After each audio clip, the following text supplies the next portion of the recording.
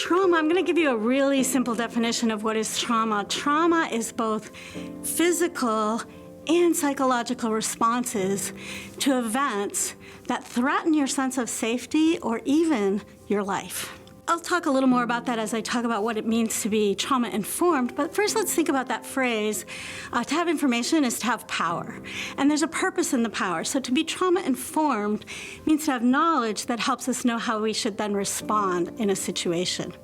There's another saying that says, when we know better, we do better. Same kind of idea. When we have more information, we can do a better job responding either to our own trauma or that of others. Before I talk a whole lot about trauma, I want to lay out the 5 things that I want us to remember when we talk about being trauma-informed. One is we have to believe that trauma is real. We have to know that trauma is a real thing. Secondly, we have to understand that trauma affects our whole being, our mind, our body, our spirit, our heart, our emotions, and our behaviors. Third, we have to understand that trauma responses usually show up in the form of behavior. And those behaviors are often what we've called survival behaviors. We often hear the terms fight or flight or freeze. And those behaviors can be in response to an immediate situation or a trigger of a past situation. Fourth, trauma accumulates over generations and across generations. So the trauma response you might have today could actually be something that's been handed down through generations, or it could be something that happened last week. And 5, and what I would say actually is most important, is that there's always hope. That although trauma causes great harm and great damage, it's not irreversible, it's not without hope. Healing is possible. Now let me just give you an example about being trauma-informed from something else that might resonate with you. You know, it really wasn't that long ago in the course of human history where we really just didn't have the medical knowledge or the science to understand seizures, epilepsy, other conditions that would cause seizures. So depending on your knowledge, your experience, and your worldview, if you saw someone having a seizure, you might think, that person is demon-possessed. Or you might have thought, oh, that person must be drunk. Or maybe even that person is just doing that on purpose to get attention. And whichever one of those thoughts you had would influence how you would then respond to that person. And all of those responses would be wrong.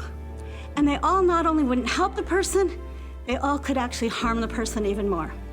But once we got informed enough to know that epilepsy was a real medical condition, you didn't have to be a doctor, you didn't have to have medical training to know that if I see someone having a seizure, there's things I can do that can help.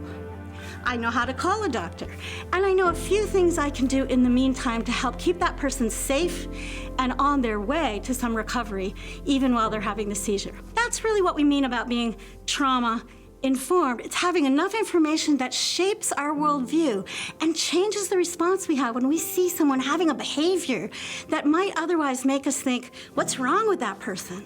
Instead, the knowledge of the impact of trauma on the brain and on the body and on the responses means we can say, I wonder what happened to that person. I wonder what the backstory is behind what I'm seeing now. And I know that there's things I can do to help that can make a difference. I don't have to be a clinician. I don't have to be a therapist. I don't have to be a doctor. I just have to know that trauma is real. That was number 1. Trauma is real. That it affects that person in their thinking, in their brain architecture, in many of their body systems, breathing and circulatory system, and even your skin responses, you know, whether you get goosebumps or not, and in so many other ways. And it affects their emotions, it affects their spirit, and it affects their behaviors. And once I know that, then I can ask myself, what can I do right now in this moment to make a difference? So that's really what trauma-informed means. It means having information in those 5 ways that's gonna help me say, I think I can make a difference here. There is hope for this person, but what I'm seeing is something that's real, something that is causing what I see. There's some backstory behind it, and together we can make a difference.